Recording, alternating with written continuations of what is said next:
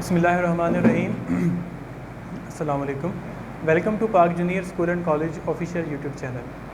9th biology और chapter 7, chapter का नाम है बायो एनर्जेटिक्स। आज की इस लेक्चर में हमने एडिनोसिन ट्राईफॉस्फेट के बारे में पढ़ना है। तो पहले थोड़ा सा समझ लेते हैं कि एडिनोसिन ट्राईफॉस्फेट, जिसको हम ATP भी कहते हैं, ये क्या चीज़ होती है। जब भी हम खुराक खाते हैं वो हमारी बॉडी में डाइजेस्ट होती है और उसकी डाइजेशन के बाद उसको सिंपल फॉर्म में, सिंपल मॉलिक्यूलर फॉर्म में बना लिया जाता है। फिर जब उसको ब्रेक किया जाता है, उसको तोड़ा जाता है, तो उसके अंदर से एनर्जी निकलती है। वो एनर्जी का कुछ हिस्सा तो हम अपनी बॉडी में यूज़ कर लेते हैं, लेकिन उस एनर्जी का ज़्यादातर हिस्सा ऐसा होता है जो फ़िलहाल हमारी बॉडी को नहीं चाहिए होती, तो उसको हमने अपनी फ्यूचर में यूज़ के लिए उसको संभाल के रखना होता है।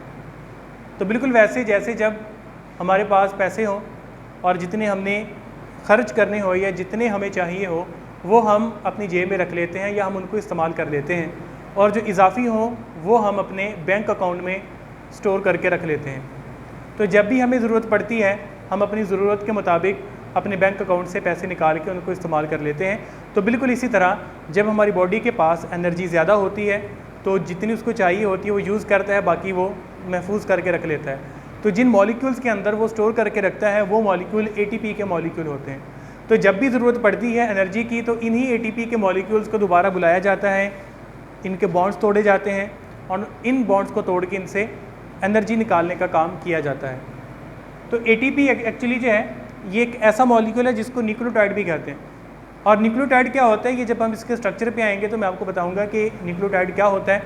तो इसके जो फंक्शन है वो ये है कि ये हमारी बॉडी में एनर्जी प्रोवाइड करता है। बड़े बड़े मॉलिक्यूल्स की तैयारी, और इन बड़े बड़े मॉलिक्यूल्स में DNA भी शामिल है, इनमें RNA भी शामिल है और इसमें कुछ प्रोटीन्स भी शामिल हैं, बल्कि कुछ नहीं तमाम प्रोटीन्स शामिल हैं। तो ऐसे मॉलिक्यूल्स की तैयारी के लिए एनर्जी ATP देता है। उसके बाद नर्व इम्पल्स को जब एक जगह से दूसरी जगह पे जाना हो या एक सेल से दूसरे सेल में जाना हो, वहाँ पर भी ATP यूज़ होती है। अब आप सोच रहे होंगे कि नर्व इम्पल्स क्या है। चैप्टर 4 में नर्वस टिश्यू में हम इसके बारे में डिस्कस कर चुके हैं कि नर्व इम्पल्स वो सिग्नल होता है जिसके ज़रिए हमारे ब्रेन हमारी पूरी बॉडी के साथ कम्युनिकेशन करता है। सिग्नल्स एक जगह से दूसरी जगह जो जाते हैं उन सिग्नल्स को नर्व इम्पल्स कहा जाता है। तो उनकी ट्रांसमिशन के लिए, उनके जो है वो जारी रहने के लिए एनर्जी ATP देता है। उसके बाद एक्टिव ट्रांसपोर्ट में भी एनर्जी यूज़ होती है। एक्टिव ट्रांसपोर्ट हम जानते हैं किसी भी चीज़ का अपनी लो कंसंट्रेशन से हाई कंसंट्रेशन में जाना, और एंडोसाइटोसिस और एक्सोसाइटोसिस। एंडोसाइटोसिस किसी भी चीज़ का सेल के अंदर आना, या सेल किसी चीज़ को खाए तो एंडोसाइटोसिस उसको बाहर निकाले तो एक्सोसाइटोसिस। दोनों केसेस में एनर्जी ATP देगा। अब आगे उसके स्ट्रक्चर की बात करते हैं ज़रा कि स्ट्रक्चर उसका जो है वो कैसा होता है, स्ट्रक्चर ऑफ ATP। तो इसके स्ट्रक्चर में 3 चीज़ें हैं, 3 कंपोनेंट हैं इसके, जिसमें सबसे पहला है एक डबल रिंग नाइट्रोजनस बेस, और इसके अंदर एक पाई जाती है 5 कार्बन शुगर, जिसको हम कहते हैं राइबोस शुगर। और इसके पास पाया जाता है एक ग्रुप ऑफ फॉस्फेट जो कि एक लीनियर चेन में जुड़ा होता है। इससे मुकम्मल ATP बनते हैं। अब ये तीनों चीज़ें क्या हैं, सबसे पहले तो देखें कि राइबोस शुगर क्या होती है। 5 कार्बन वाली शुगर, ये हमने शुगर कुछ ऐसे ड्रा करनी है कि इसके 5 कॉर्नर बनने हैं। ये जो अभी हमने डायग्राम ड्रा की, ये राइबोस शुगर का स्ट्रक्चर है। 1 2 3 4 5, तो ये 5 कार्बन शुगर हो गई।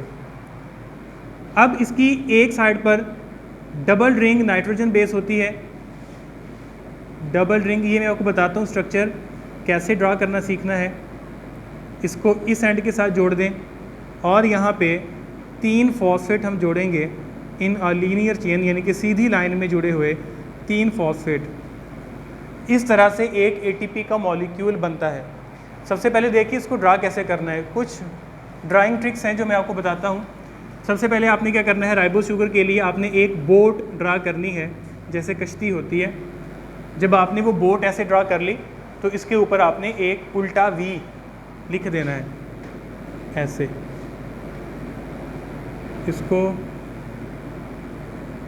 एक बोट ड्रा करें, उसके ऊपर एक उल्टा वी, तो ये आपकी राइबोस शुगर बन गई। अब आपने ये डबल रिंग कैसे ड्रा करनी है वो भी इजी है कि ऐसे 2 लाइनें लगाएं और इनको भी इस फॉर्म में मिला दें। फिर आपने क्या करना है कि फिर आपने 1 2 3 यहाँ पे 3 डॉट लगाने, में भी आपको वाज़ह ना हो बता देता हूँ, एक यहाँ पे और यहाँ पे, ऐसे आपने 3 डॉट्स लगा देने हैं। इनको आपने मिलाना कैसे है, डॉट्स को पहले डॉट के साथ मिलाया, फिर दूसरे के साथ, फिर तीसरे के साथ, वापस इसके साथ, इसको इसके साथ जोड़ दें। ऐसे बहुत इजी एटीपी का स्ट्रक्चर। समझ ना आए तो आप इसी लेक्चर को यहीं से जहाँ से ड्रा करना बताया बार बार रिवाइज करके देखें तो आपको समझ आ जाएगा, प्रैक्टिस करते रहें इसकी। तो ये एटीपी का स्ट्रक्चर होता है। अब इसको हम एटीपी क्यों कहते हैं? एडिनोसिन एक न्यूक्लियोटाइड है, सॉरी एक नाइट्रोजन बेस है। जब वो एक शुगर के साथ और फॉस्फेट के साथ अटैच हो जाए तो वो न्यूक्लियोटाइड बन जाता है। तो न्यूक्लियोटाइड क्या होता है? ऐसा मॉलिक्यूल जो इन 3 चीज़ों के मिलने से बने, उसको हम न्यूक्लियोटाइड कहते हैं। तो ये एडिनोसिन ट्राईफॉस्फेट है। अब ट्राईफॉस्फेट क्यों? क्योंकि इसके साथ 3 फॉस्फेट लगे हुए हैं। पहला फॉस्फेट जो है वो ये रहा, ये दूसरा फॉस्फेट और ये तीसरा फॉस्फेट। अब क्वेश्चन ये है कि ये काम कैसे करता है? ये हमारी बॉडी के डिफरेंट प्रोसेसेस में एनर्जी कैसे देता है? उसका आंसर है बॉन्ड्स को तोड़ के, कि ये जो बॉन्ड्स हैं, ये जो ऐसे साइन होता है ना, यूँ अलिफ मद्दा की तरफ के जैसा, इसको हम टेल्डी साइन कहते हैं। तो ये वो बॉन्ड्स होते हैं जो इजीली ब्रेकेबल हैं, इनके अंदर एनर्जी भी स्टोर होती है। तो जब भी एटीपी ने किसी को एनर्जी देनी होती है तो वो अपना इसमें से एक बॉन्ड तोड़कर एनर्जी दे देता है।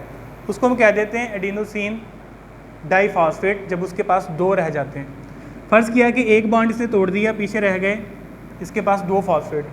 अब इसको हम एडिनोसिन ट्राईफॉस्फेट नहीं कहेंगे, एडिनोसिन डाईफॉस्फेट कहेंगे। जब ये एक बॉन्ड मज़ीद तोड़ देगा तो एक फॉस्फेट रह गया, तो इसको हम एडिनोसिन मोनोफॉस्फेट कहेंगे। अब ये रिएक्शन सारा कैसे होता है देखते हैं इधर। फ़र्ज़ किया कि ये एक एटीपी का मॉलिक्यूल आता है सेल के अंदर एनर्जी देने के लिए, और ये है इसके साथ 3 फॉस्फेट अटैच। इसको तोड़ने के लिए हमारे सेल्स को चाहिए होता है वाटर का एक मॉलिक्यूल। तो वाटर मॉलिक्यूल की मदद से जो एक फॉस्फेट है वो इसका उतार लिया जाता है। तो जब इसका एक फॉस्फेट उतार लिया जाएगा तो ज़रा गौर करें, पीछे इसके पास क्या बचेगा?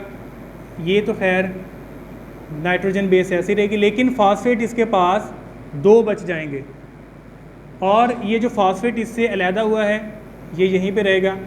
और इसके अलावा जब ये बॉन्ड टूटा तो उसके टूटने से एनर्जी निकलेगी जिसको हमारा सेल यूज़ कर लेगा। तो बहुत सिंपल रिएक्शन आप देख सकते हैं कि 3 फॉस्फेट थे, एक हटा दिया, बॉन्ड तोड़ दिया, पीछे 2 बच गए। अगर हमने इसको इक्वेशन की फॉर्म में लिखना हो तो यहाँ पे देखें एडिनोसिन ट्राईफॉस्फेट है, 3 फॉस्फेट से एटीपी, इसने वाटर के साथ रिएक्शन किया, तो जब एक फॉस्फेट इससे उतर गया तो एडिनोसिन डाईफॉस्फेट बना। और जो एक फॉस्फेट यहाँ से अलहदा हुआ है, जो हमारे पास अलहदा है, उसको हम P और छोटा सा I लिखेंगे। छोटे से I का मतलब है इनऑर्गेनिक, क्योंकि अब ये ऑर्गेनिक मॉलिक्यूल का हिस्सा नहीं रहा, ये सेपरेट हो गया तो ये इनऑर्गेनिक हो गया। उसके साथ हमें 7.3 किलो कैलोरीज एनर्जी मिलेगी। याद रखें ये एक एटम के एक मॉलिक्यूल के, एक एटीपी के मॉलिक्यूल के टूटने से 7.3 किलो कैलोरीज एनर्जी नहीं निकलती। एक मोल एटीपी मॉलिक्यूल टूटें तो फिर कहीं जाके ये एनर्जी निकलती है। बाज़ औक़ात ऐसा होता है कि हमारे सेल में एनर्जी की बहुत ज़रूरत होती है, तब क्या किया जाता है कि इस एटीपी को दोबारा यूज़ कर लिया जाता है। अब फ़ौरन उसी वक्त और उसी जगह पे क्या होगा कि अब ये जो एडीपी का मॉलिक्यूल है, एडीपी, इसको जैसे भी ड्रा कर लें।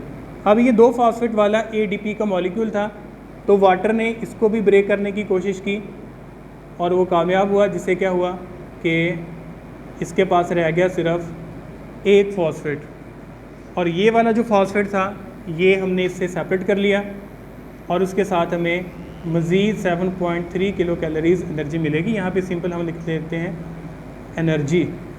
अब इसको भी अगर आप रिएक्शन की सूरत में लिखें तो यहाँ पे ADP हमारे पास एडिनो डाईफॉस्फेट था जिसका हमने वाटर के साथ रिएक्शन करवाया, तो ADP जो है एक फॉस्फेट रह गया तो इसको हम AMP लिख देंगे, साथ एक इनऑर्गेनिक फॉस्फेट और साथ 7.3 किलो कैलोरीज एनर्जी।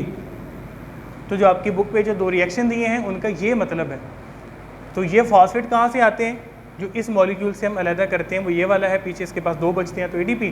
तो ADP में जो पहले 2 होते हैं उसमें से एक मज़ीद निकाल लिया तो वो AMP मोनोफॉस्फेट बच गया, और जो एक फॉस्फेट है वो सेपरेट हो गया और 7.3 किलो कैलोरीज एनर्जी हासिल होगी।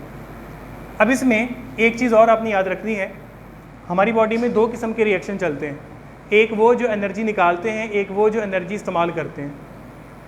तो जिन रिएक्शन में एनर्जी इस्तेमाल होनी होती है वहाँ पे ये वाला रिएक्शन चलता है, जहाँ पे ATP के मॉलिक्यूल्स में से एक फॉस्फेट निकाल के उसमें से एनर्जी निकाली जाती है ताकि रिएक्शन को कंटिन्यू किया जा सके और किसी भी प्रोसेस को रेगुलेट किया जा सके।